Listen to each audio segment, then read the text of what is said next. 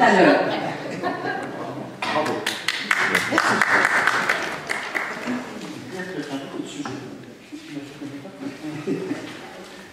Donc nous, on a une mission sur le plan économique, sur la participation, enfin, pour aider l'emploi de proximité. Dans le domaine économique, le pays avalonnais contribue donc à ces travaux autour de l'insertion et l'inclusion par l'activité économique. De faire connaître les actions du pays. Il se concrétise par des outils numériques via Facebook, la lettre d'information et l'application Intramuros. Elle se passe aussi par la réalisation de supports papier, tels que les affiches, les plaquettes et les flyers. Nous avons également des temps de réalisation de presse avec l'achat de pages médias. Ce jeu est aussi un outil ludique pour que chacun puisse redécouvrir le territoire. J'espère que tout le monde l'a acheté.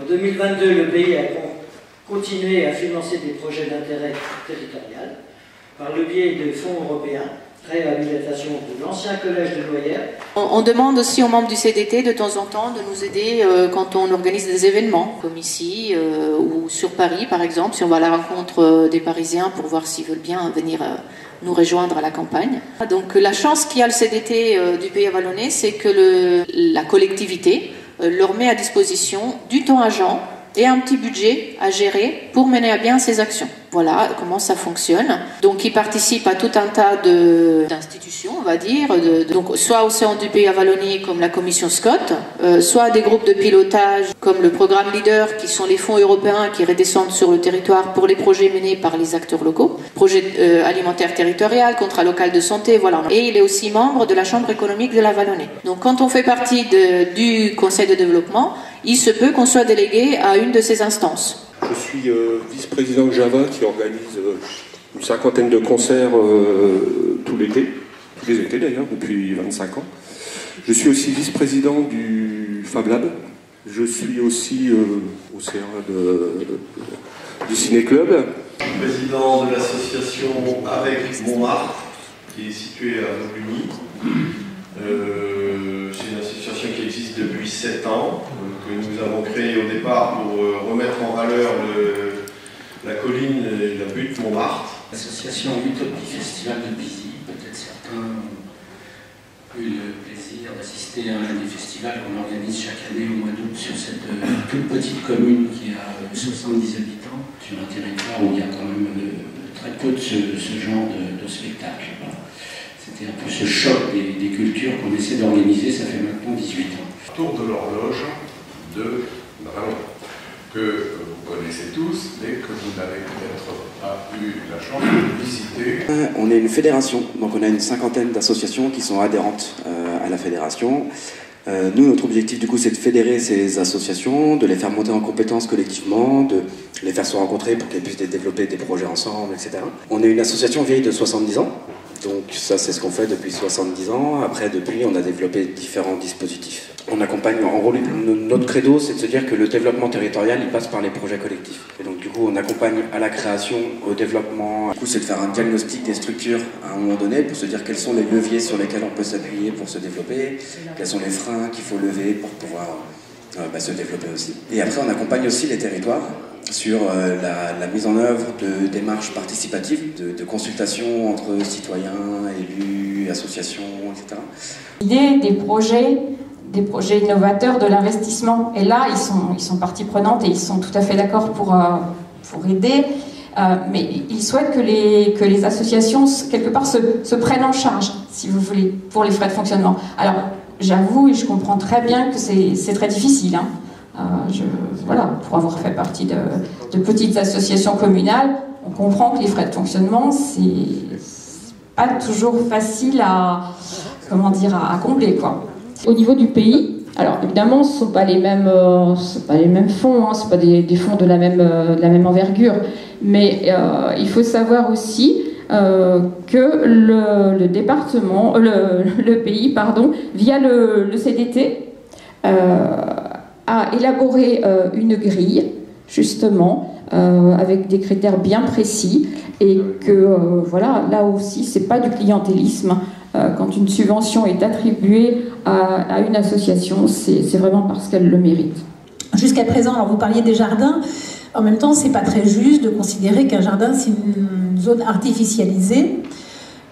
Donc ça peut être un sujet, mais c'est pareil sur un parc urbain. Et or, un parc, justement, si on arrive à transformer une friche en parc, c'est bien de le faire passer dans une zone non artificialisée, enfin dans une ZAN, dans une zone non artificialisée, c'est juste ce que je disais, ce qui n'est pas le cas aujourd'hui. Donc l'idée, c'est de pouvoir corriger ça, parce qu'on compte toujours ce qu'on artificialise, jamais ce qu'on désartificialise. On est dans une nature souvent extrêmement sensible, parfois montagneuse, parfois des marais, donc c'est pas les endroits qu'on veut urbaniser, et on se considère comme bons élèves. Cependant, on a eu cette peur de voir arriver cet objectif justement qui allait peut-être se retourner contre les bons élèves, puisque dans cette trajectoire affichée, c'est-à-dire qu'en 2050 on arrive à 0, on n'artificialise plus, mais chaque décennie précédente on diminue de moitié. C'était ça les grandes lignes.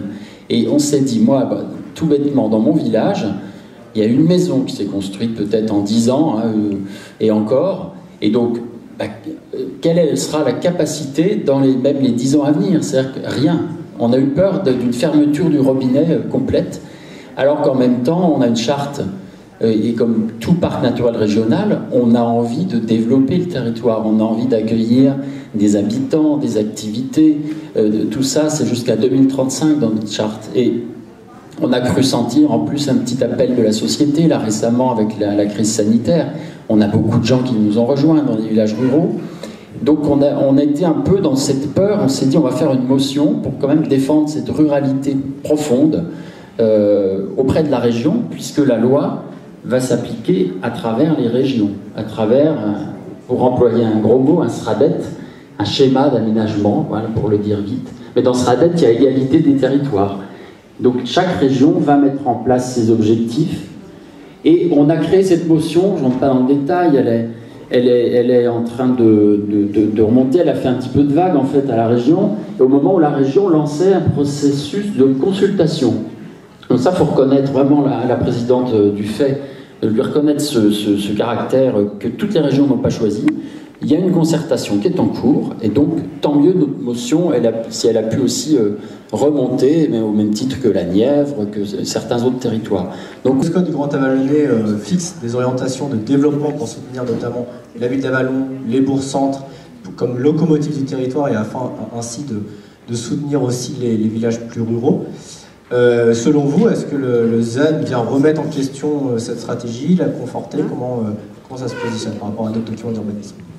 Alors, je vais commencer par dire qu'on se heurte avec le ZAN à un peu des notions philosophiques, ça vient d'être évoqué. C'est-à-dire que le progrès a toujours été considéré par nous comme quelque chose qu'il faut que ça sorte de terre. Le Conseil de développement, un outil de démocratie participative.